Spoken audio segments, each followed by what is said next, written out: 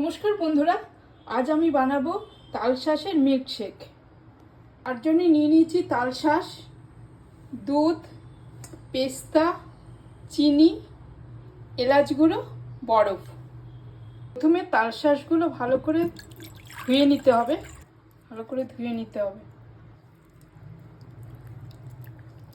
এর খোসাগুলো ছাড়িয়ে নিতে হবে, তালশাঁসের খোসাগুলো ছাড়িয়ে নিতে হবে। তালশাঁসের খোসাগুলো আমার ছাড়ানো হয়ে গেছে। এবার মিক্সিতে একটা মিহি পেস্ট করব। ছোট ছোট টুকরো করে নিই, তাহলে সুবিধা হবে।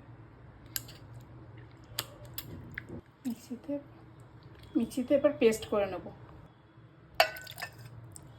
দিয়ে দেবো চিনি, কয়েকটা পেস্তা, একটু এলাচ গুঁড়ো,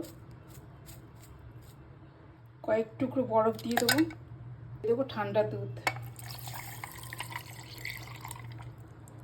দিয়ে পেস্ট করে নেব।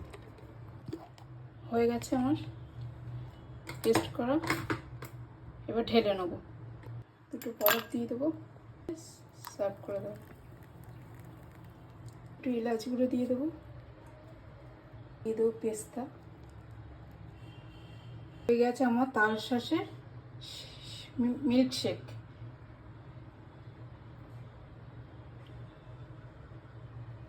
কেমন হয়েছে কমেন্ট করে জানাবেন। নমস্কার।